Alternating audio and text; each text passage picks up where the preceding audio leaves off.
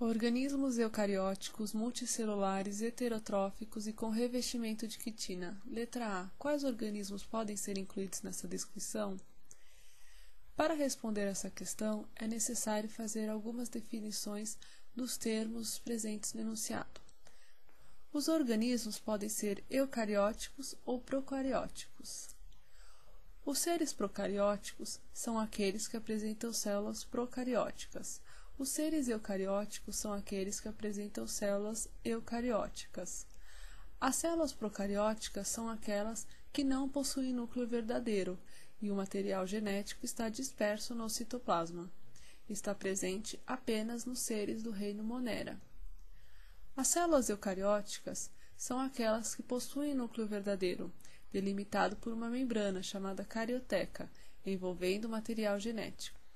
Compõem os seres dos demais reinos. Os organismos também podem ser unicelulares ou multicelulares. Organismos unicelulares são aqueles que são formados por uma única célula. Eles são diferentes dos organismos multicelulares, que são formados por mais de uma célula.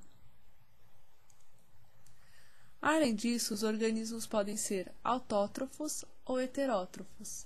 Os organismos autótrofos são aqueles que produzem seu próprio alimento orgânico, como, por exemplo, os vegetais, que através da fotossíntese produzem a glicose.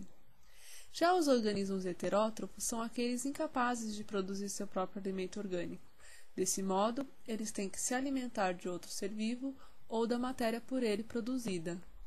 Todos os animais são heterótrofos, incluindo o homem. Perceba que, com as três primeiras características fornecidas no exercício, não se pode ainda descobrir o organismo da descrição, uma vez que vários organismos as possuem. Para responder à questão, era necessário saber que a quitina, a última característica fornecida pelo exercício, está presente no exoesqueleto dos artrópodes e na parede celular de fungos.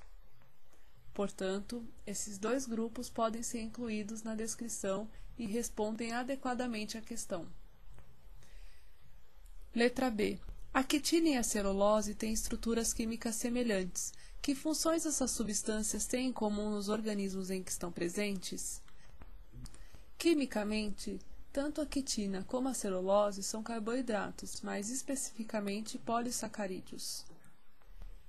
Carboidratos, popularmente chamados de açúcares, são compostos orgânicos que contêm carbono, hidrogênio e oxigênio, e que armazenam energia nos seres vivos. Os carboidratos são divididos em três categorias principais: os monossacarídeos, os oligossacarídeos e os polissacarídeos. Os monossacarídeos são os carboidratos mais simples. Eles são solúveis em água, geralmente têm sabor doce. Exemplos de monossacarídeos são a glicose e a frutose. Oligossacarídeos são carboidratos formados pela união de 2 a 6 monossacarídeos. Os oligossacarídeos mais importantes são os disacarídeos, que são aqueles compostos por 2 monossacarídeos. Os disacarídeos são solúveis em água e apresentam sabor doce, como por exemplo a sacarose, que é constituída por glicose e frutose. Os polissacarídeos são carboidratos formados pela união de vários monossacarídeos. Os exemplos são a quitina e a celulose.